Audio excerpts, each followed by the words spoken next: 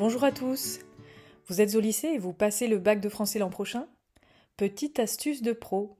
Savez-vous qu'au bac, l'épreuve de français se prépare dès les vacances scolaires?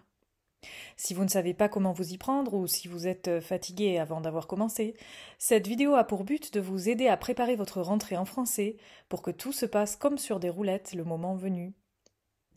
Tout d'abord, et si ce n'est pas déjà fait, c'est une bonne idée de savoir à quoi vous attendre pour l'an prochain.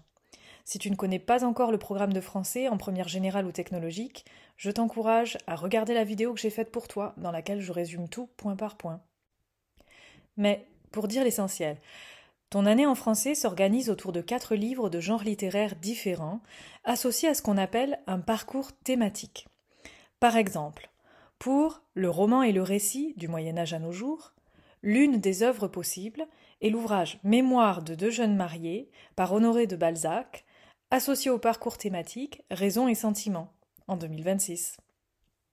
En général, pour vous permettre de lire pendant les vacances, tous les professeurs de français d'un même établissement se mettent d'accord sur un programme commun pour que vous puissiez acheter et lire un petit peu en avance les œuvres sur lesquelles vous allez travailler.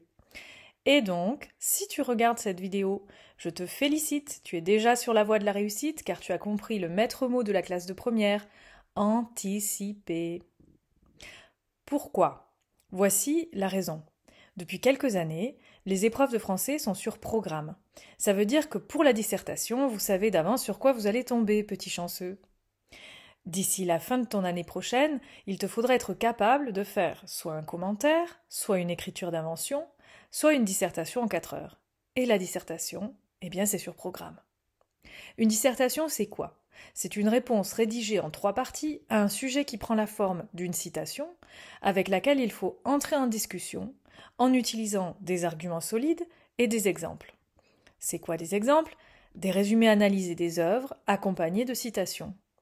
Attention, pour la dissertation, la mobilisation de citations bien choisies, justes et précises est déterminant pour la note. Donc connaître ces œuvres de façon efficace, c'est la voie du succès. Et voici comment s'y prendre. Première étape, suivre son cœur. Soyons clairs, avoir du pain sur la planche alors qu'on est en vacances, ce n'est pas toujours très motivant, surtout si le français n'est pas trop ton truc. Sache-le, c'est tout à fait normal, et j'ai beaucoup d'empathie pour toi. Mais il y a des solutions pour éviter d'être à la traîne dès la rentrée scolaire, et peut-être même pour changer d'avis sur la lecture.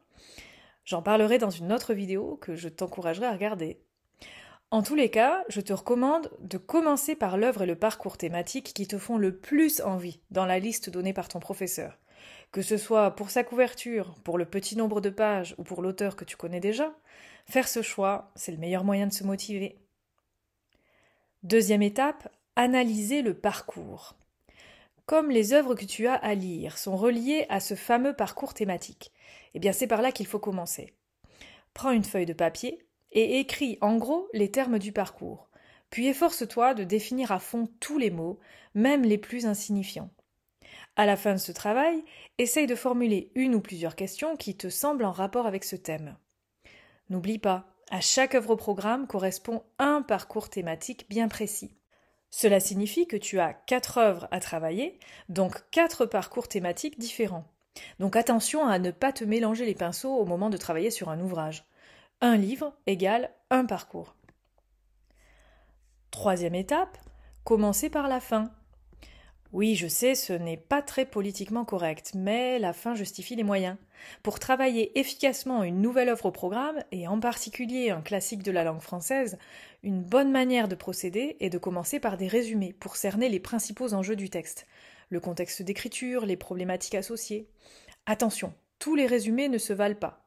Pour cela, certaines anthologies, comme les célèbres volumes d'Henri Mitterrand, vous permettent d'accéder très vite à des commentaires utiles et de qualité, et beaucoup plus justes que notre meilleur ennemi Chat. Mais il faut le savoir, en aucun cas cette première approche ne peut remplacer la lecture des œuvres, comme tu vas le voir. À ce stade, tu devrais déjà voir apparaître des liens entre les œuvres et le parcours thématique. Tu es dans la bonne direction. Quatrième étape, eh bien, ouvrir le livre. En fonction de tes ambitions, plusieurs stratégies sont possibles. Option, la flemme.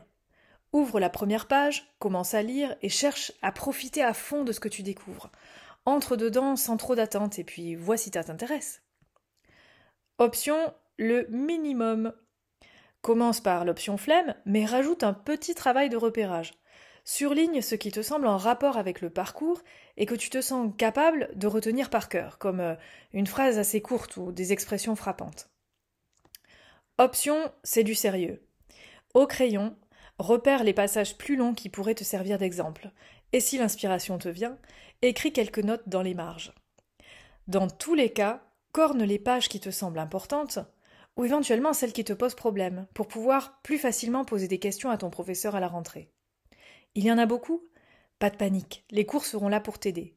Mais en attendant, on respire et on avance. Et enfin, option bac premium, sers-toi de ce repérage pour construire une fiche de lecture dont tu te serviras tout au long de l'année. Mais pour ça, rendez-vous dans une prochaine vidéo. Abonne-toi pour en savoir plus. Bonne lecture et à bientôt.